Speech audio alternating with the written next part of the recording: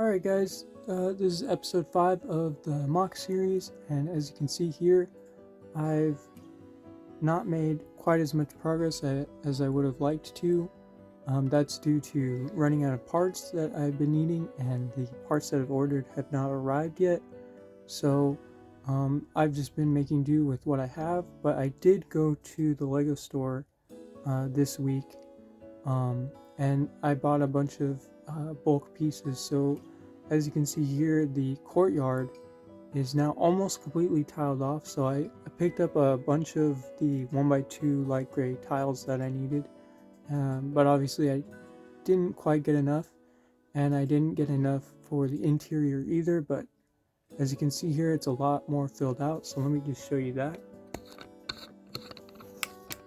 So here you can see that I have almost the entire thing filled in.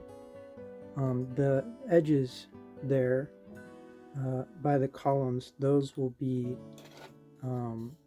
filled in with more greenery, like you can see here. So that will take care of this section, and then I mainly just need the rest of the tiles for back in here,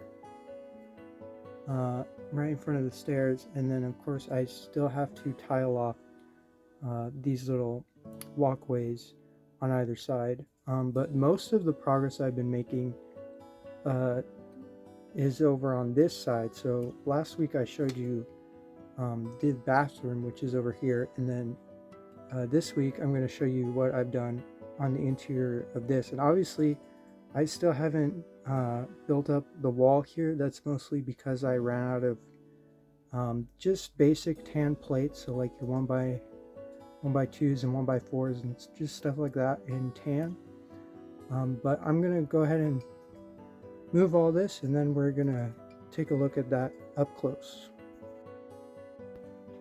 Alright guys, so this is that other side of the clock tower. Last week I showed you the bathroom, which goes over there, and then this is the section of the building that's directly opposite from it. So here you can see I've obviously built up some walls here, but unlike the bathroom, I did not get to finishing it. So we're just going to take a look at what I have so far. But if I just turn it around here, you can already see there's a lot of walls missing, and that's mostly due to again, running out of tan plates and basic pieces. But you can see the way this lines up here. I still need to add basically some steps here. So there's going to be a door here, and then there's going to be walls dividing this whole thing, basically here and here, and then the back wall as well. But like I said, I did not get to finishing that. We're just going to move this aside, take a look at what I do have so far. There's also going to be a wall here, but I did not finish that as well. But for next week, I will definitely have this entire room finished, as well as starting on something new. So that's going to be exciting. But as you can see here, we have a broom storage room and Madam Hooch's office right next to it. And I figured that makes the most sense here. But this whole idea basically spawned from a scene in the Prisoner of Azkaban movie, where, if you can imagine, I don't have the building attached here right now, but this leads directly out to the courtyard, and then the pendulum goes here. But there's a scene in the Prisoner of Azkaban where it cuts from the Great Hall. Harry receives the firebolt at the end of the movie, and him and all the Gryffindors are seen running basically from here down to here and through to the courtyard. And I figured, well, since the Great Hall is not over here, it's basically on the other end of the castle, what would make the most sense as far as why they're coming from this direction would be some kind of broom storage room, because maybe they had to go see Madam Hooch, inform her that Harry has a new broomstick. He can use that one for Quidditch. Maybe he has to get registered, checked in, or something like that. Maybe she has to take a look at it. Obviously, in the books, Flitwick and McGonagall heavily check it for jinxes or charms or curses or anything like that, because they suspect Sirius Black tampered with it.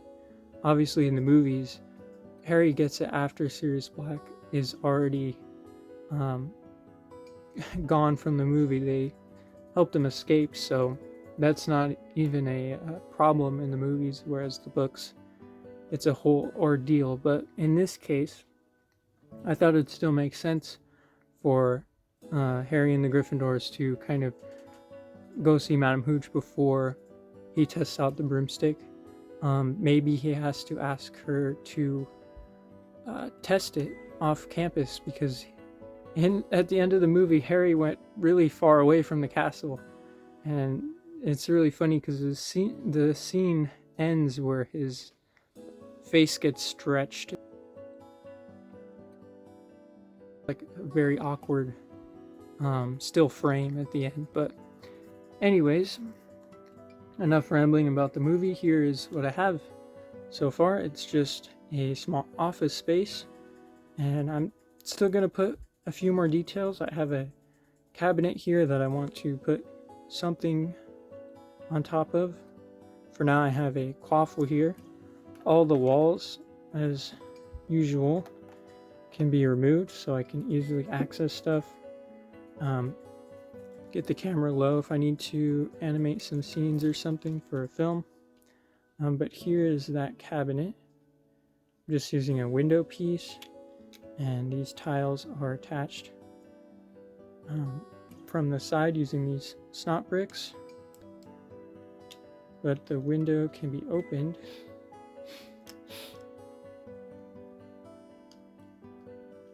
And inside I have an old Quidditch book, which is very heavily faded.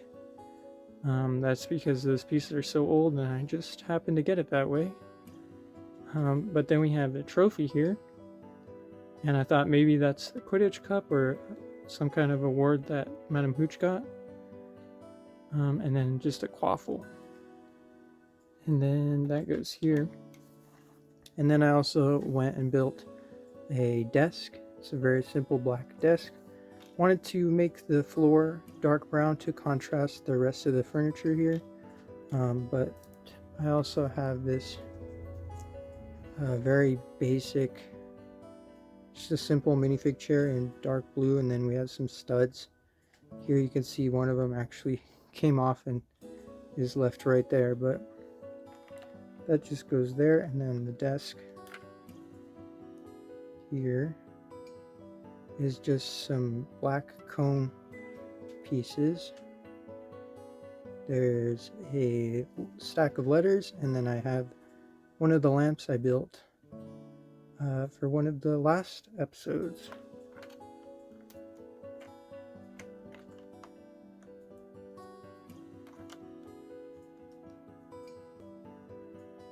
Alright, on this side of the room, I just have another item I built in one of the last episodes. It's a candelabra. So just wanted to use one of those here. Thought it filled in the space very nicely. And then we have the trunk, which has the Quidditch supplies in there. I just have a beater's bat in there at the moment. But I should get 2 bludgers and put them beside the snitch and the quaffle. But I just wanted to put that piece in there so I didn't lose it. But there we go. And then I have this carpet design on the ground, which is just using dark blue and nougat.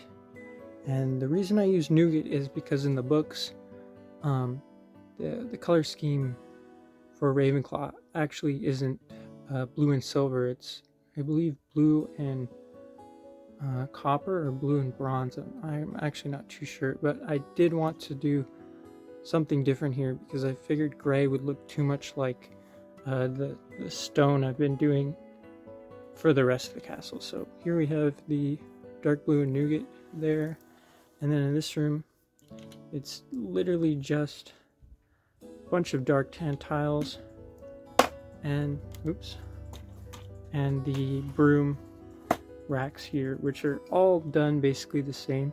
I'll go ahead and pull one out for you to see. So there it is. It's using clip plates, so a 1x1 clip plate. It's very hard to see because it's in black, but there we go. So it's a clip plate and then a clip brick, and then those just alternate so I can get the brooms very close together. And then that's all built on its side. So you can see here, this is a Technic brick,